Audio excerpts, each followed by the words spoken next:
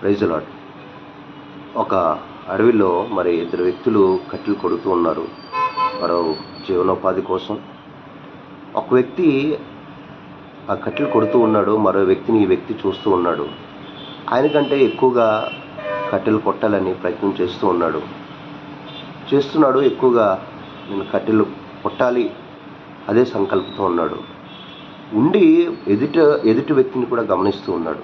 ఆ ఎదుటి వ్యక్తి ఆ మధ్యలో కట్టెలను పక్కకు పెట్టి వెళ్ళి మళ్ళీ రావడం అలా మధ్యలో చేస్తూ ఉన్నాడు. ఈయనకి అర్థం కాల, నాకంటే ఎక్కువ కట్టెలు కొట్టలేడు, మధ్యలో వెళ్ళి వస్తున్నాడు, నేనే కట్టెలు కొడుతున్నానని ఈయన పని చేసుకుంటూ కూడా ఆయన గమనిస్తూ ఉన్నాడు. నాకంటే ఎక్కువ కొట్టగలడా కట్టెలు అని గమనించే ఆ విషయంలో ఎలా అయితే ఆఖరిగా తేలింది ఏంటి అంటే, ఈయనకంటే ఎక్కువ ఎదుటి వ్యక్తే ఎక్కువ కట్టెలు పరుచుకున్నాడు. ఈయనకంటే ఎక్కువ కుప్ప ఉంటుంది కదండి, ఈయన ఒక రకమైన కట్టెలు కొట్టి అన్నీ కూడా మనం ఏం చేస్తాం పక్కన పెడతాం. ఈయనకంటే ఎక్కువగా ఆయనే ఎదుటి వ్యక్తే ఎక్కువగా పరిచాడు. ఈయనకి ఆశ్చర్యం వేసింది. నేను కంటిన్యూగా నా పని చేస్తూ ఉన్నాను, నేను కొన్ని కొట్టగలిగాను, నువ్వు అన్నీ అంత ఫాస్ట్గా నువ్వు అన్ని కట్టెలు ఎలా కొట్టగలవు అని అడిగితే ఆ ఎదుటి వ్యక్తి అంటూ ఉన్నాడు, నేను మధ్యలో వెళ్ళింది దేని గురించో తెలుసా, ఈ గొడ్డలకి నేను పదును పెట్టుకుంటూ మళ్ళీ నా పనిని ఫాస్ట్గా చేయడానికి నాకు ఉపయోగపడింది. మధ్యలో వెళ్ళి ఇది గొడ్డలకి నేను పదును పెట్టుకుని వచ్చేవాడిని అని సమాధానం ఇచ్చాడు. ఈ వ్యక్తి ఎదుటి వ్యక్తిని చూసి అదే ఆ మైండ్ సెట్తో ఏం చేస్తున్నాడో, నాకంటే ఎక్కువ పని చేస్తున్నాడని ఈయన పని మర్చిపోయి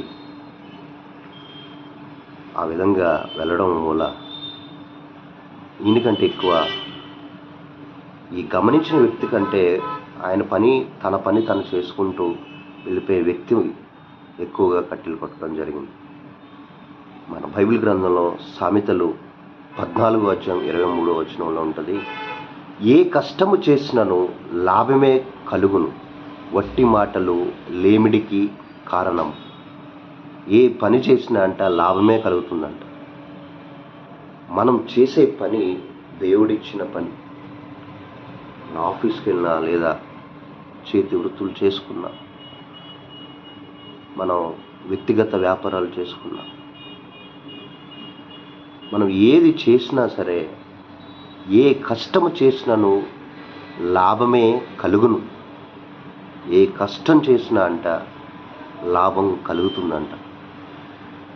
వట్టి మాటలు లేమిడికి కారణము. మన ఎదుటి వాళ్ళని చూసి మన పని మనం మర్చిపోయి, మన కష్టం మనం మర్చిపోయి ఎదుటి వాళ్ళని మనకంటే ఎక్కువగా వాళ్ళు బాగుపడుతున్నారనో లేదా మనకంటే ఎక్కువ తక్కువ స్థాయిలో ఉన్నారనో, ఏదైతే ఈ వ్యత్యాసం అనేది ఎప్పుడైతే మనం కలిగి ఉంటామో, మన కష్టానికి లాభం కాదు కదా, ఉన్నది కూడా మనం కోల్పోతాం. కాబట్టి మనం ఏ కష్టం చేసినా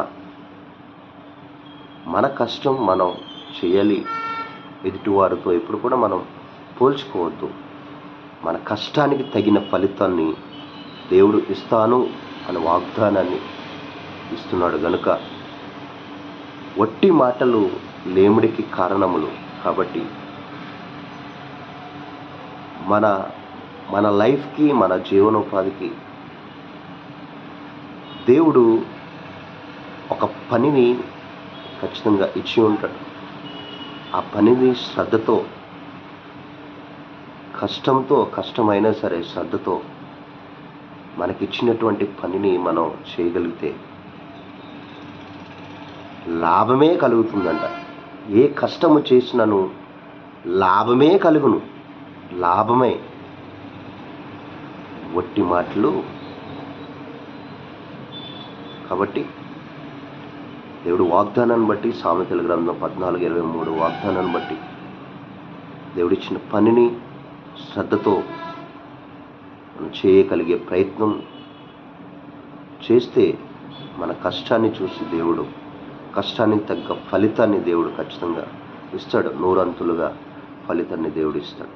ఆ విధంగా ఈరోజు ఈ సామెతల గ్రంథం 14:23 మన జీవితాల్లో దేవుడు మంచి ప్రతిఫలాన్ని, కష్టానికి తగ్గ ప్రతిఫలాన్ని ఇవ్వాలని మనస్ఫూర్తిగా దేవుణ్ణి ప్రార్థన చేద్దాం. ఆ విధంగా ఆయన ఇచ్చే కృపను పొందుకుంటాం. ఆమేన్.